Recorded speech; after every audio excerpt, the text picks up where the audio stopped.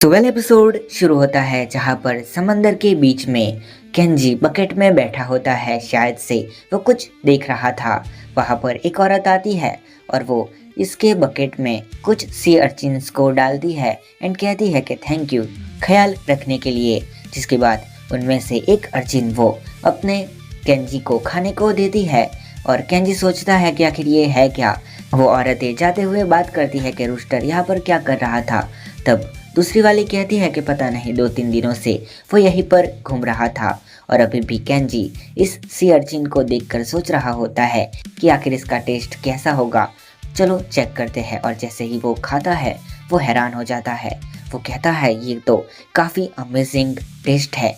ऐसा लगता है कि जैसे एक ही बार में मैंने 100 अर्थवॉर्म्स को चख लिया है और वो उसी के टेस्ट में खो जाता है। जिसके बाद एक आदमी चिक्स बेच रहा होता है। उसके अंदर से एक चिक उससे काफ़ी चीयर अप कर रहा होता है। वहाँ पर जो दूसरे चिक होते हैं वो उससे परेशान करने लगते हैं कि तुम क्या कह रहे हो। और तब वो चिक कहता है कि पॉप्स काफ़ी हार्ड वर्क कर रहे हैं, हमें उन्हें चीयर अप करना चाहिए। तब वो जो दूसरे चिक होते हैं वो कहते हैं कि हमारे पहले के दोस्त बिक गए हैं और उसे मारने लगते हैं। तभी यहाँ पर कुछ लड़कियाँ आती है जो कि इन्हें देखकर खुश होती है, बट उस आदमी को देखकर वो डर जाती है और यहाँ से भाग जाती है। तभी यहाँ पर पुलिस वाले आते हैं और कहते हैं तुम फिर से।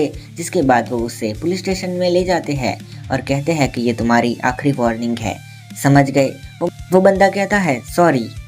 बाद में शाम को ये बंदा सभी को दाना डालता है, बट कोई भी चिक अपने इस छोटे वाले चिक को दाना नहीं खाने देता है, उसे दूर कर देते हैं। तब ये बंदा उसे बाहर निकालता है और साइड में दाना देता है। इस बंदे के साथ अपना छोटा चिक भी मूवी देख रहा होता है। तभी मूवी के अंदर वो एक टैटू देखता है और वो टैटू देखकर वो इस आदमी के पीछे जाता है और कहता है ये तो वैसा ही है। वो टैटू देखकर चिक काफ़ी खुश होता है। ये बंदा कहता है तुमने पता लगा लिया, मैंने ये टैटू इसलिए बनाया था ताकि मैं कैन जैसा बन सकूं।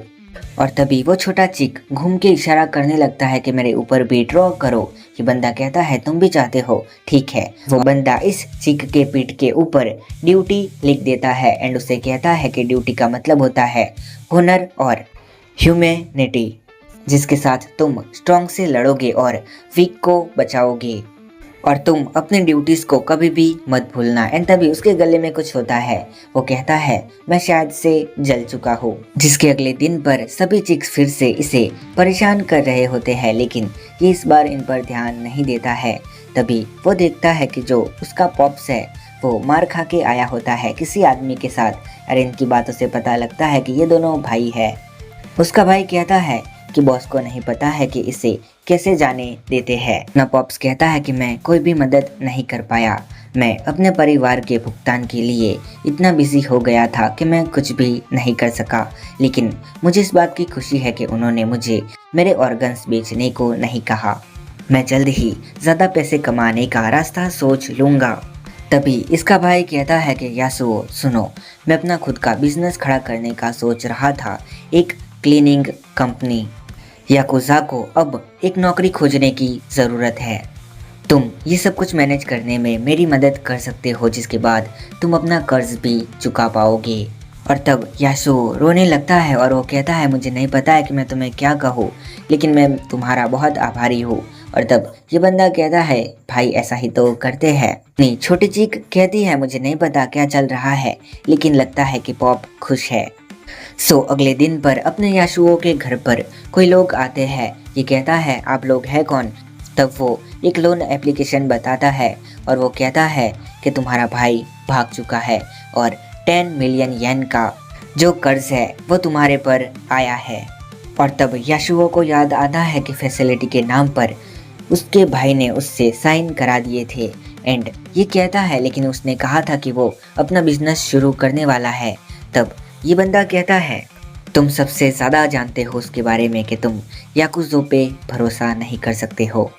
तब याशुओ को अपनी पुरानी मेमोरीज याद आने लगती है। वहाँ पर उसकी मॉम उसे अकेला छोड़ के चली गई थी और उसे ये भी सुनना पड़ा था कि उसकी मॉम किसी बंदे के साथ भाग गई है एंड उसे काफ़ी परेशानी हुई थी। प्रेजेंट में वो काफ़ी फ्रस्ट्रेट हो जाता है। उसके गले में वो जो दाग था वो फटने जैसा हो जाता है और उसके अंदर से टेंटिकल जैसी चीज़ें निकलने लगती है। चिक कहता है पॉप्स आप ठीक हो, लेकिन यहाँ पर वो चीज़ें निकलने ही लगती है और वो लोग यहाँ से भाग जाते हैं। बट चिक इसके पास जाते हुए कहता है कि पॉप आप ठीक है ठीक है। जिसके बाद यहाँ पर कुछ बच्चे सी अर्चिन्स खा रहे होते हैं। तभी अपना केंजी भी खिड़की से देख रहा होता है, जिसे देख वो औरत डर जाती है एंड तभी वहाँ पर धमाका होता है और अपना केंजी कहता है सी अर्चिन्स को मैं बाद में खा लूँगा और उस तरफ जाने लगता है।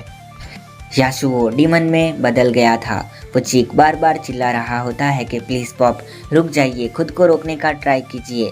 और तभी उसके पॉप पर अटैक होता है जो कि अपने केंजी ने किया था। केंजी इसके ऊपर फिर से अटैक करने जाता है, लेकिन चीक चिल्लाता है कि प्लीज़ उन्हें कुछ भी मत करो। इतने में पॉप इसके ऊपर फिर से अटैक कर देता है।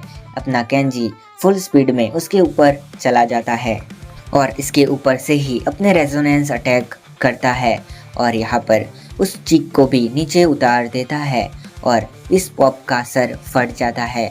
चीक चिल्लाता हुआ जाता है पॉप्स, बट अपना ये केंजी कहता है कि वो अब नहीं हिल पाएगा, वो कभी भी अब उठ नहीं सकेगा। तभी ये चीक इसके ऊपर चिल्लाने लगता है कि तुम बहुत बुरे हो, तुम बहुत गंदे हो। और तभी वो देखता है कि जो उसके पॉप है वो जिंदा है और ये उसके पास जाने लगता है। और अपना केंजी कहता है कि ज़्यादातर ऐसा होता है कि जो भी डीमन बनता है उसका एंड ट्रेजिक भरा होता है, लेकिन इसके दिल की जो गहराइयाँ है वहाँ तक डीमन कब्जा नहीं कर पाया, इसी वजह से वो जिंदा है। शायद से उसकी वजह यह है कि आप सभी उसके जीवन में थे। तब चिक कहता है क्या ये इन्हें मारना नहीं चाहता था, ये इनको बचाना चाहता था? ये तो सच में एक ड्यूटी की मूर्ति है, यानी कि देवता। पता नहीं ये अजीब सी फीलिंग क्या है। और अपना केंजी जाने लगता है। ये कहती है तुम कहाँ पर जा रहे हो? तब केंजी कहता है मेरे पास यहाँ पर रुकने का अब कोई भी रीज़न नहीं है।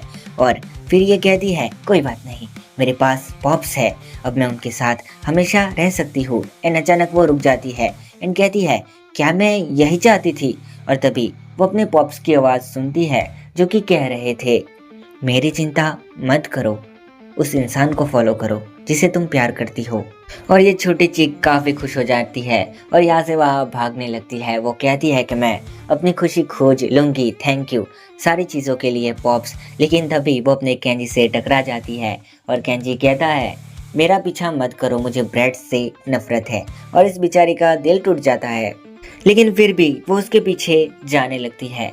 जिसके अगले दिन पर वो जो बंदा होता है यानी कि यासुओ का भाई वो पकड़ा जाता है और अपनी ये चिक अपने केंजी को ही खोज रही होती है। वो कहती है कि ऐसे कैसे वो मुझे अकेला छोड़ सकता है, एक बार वो मुझे मिल गया तो मैं उसे अपना छोटा सा दिमाग का एक हिस्सा दूंगी।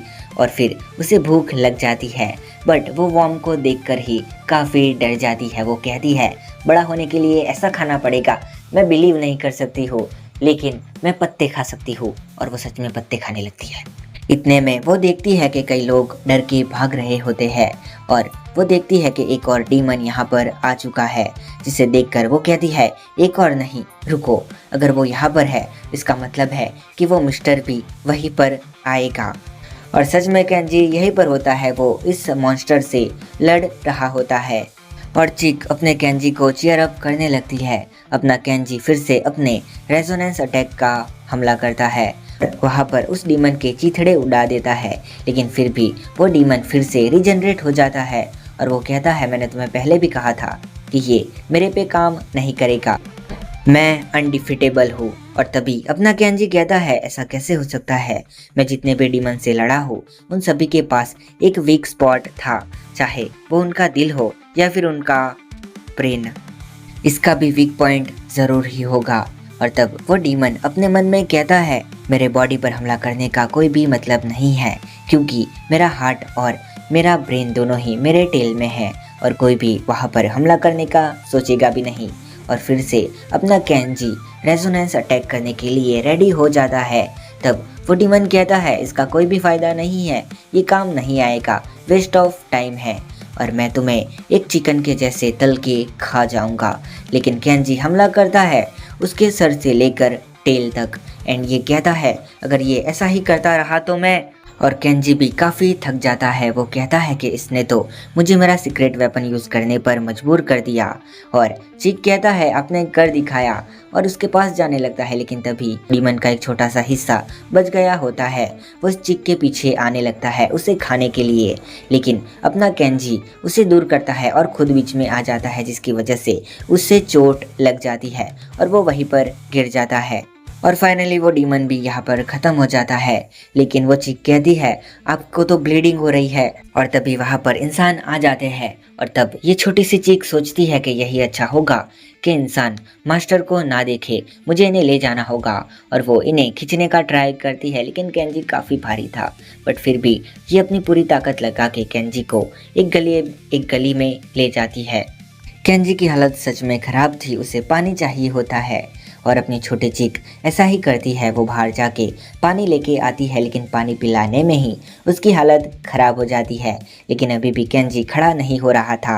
ये सोचती है मुझे कुछ करना होगा, और वो बाहर जाती है। उसे फिर से वो फॉर्म मिलता है और ये फिर से डर जाती है। वो सोचती है मुझे नहीं लगता है कि मैं ये कर पाऊँगी, लेकिन ये मेरी ड्यूटी है।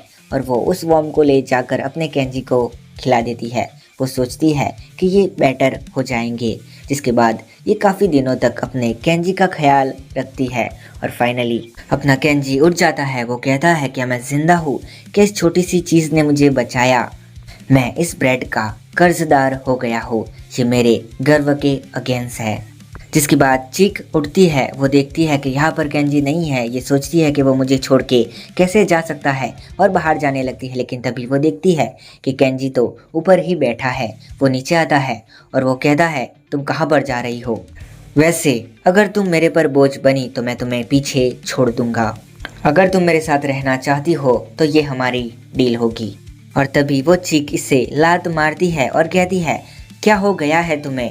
तुम एक छोटा सा थैंक यू भी नहीं कह सकते हो? मैंने तुम्हारी जान बचाई थी। तुम्हें अपने ड्यूटीज़ का कोई भी अंदाज़ा है? तुम इतने माइटी हो, पावरफुल हो, और तुम्हें इसी बात का घमंड है कि तुम थोड़े से हैंडसम हो।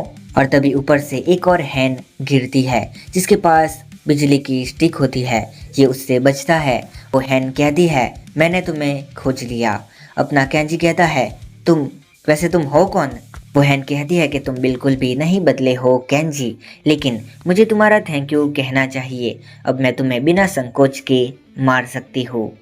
और बस इसी के साथ ये एपिसोड हो जाता है ख़त्म। अगर एपिसोड पसंद आया हो तो वीडियो को लाइक करना मत भूलना, वीडियो को हाइप करना, और हो सके उतना शेयर करना, और नए हो तो चैनल को सब्सक्राइब करना। मिलते हैं किसी और वीडियो में, तब तक के लिए बाय और टेक केयर।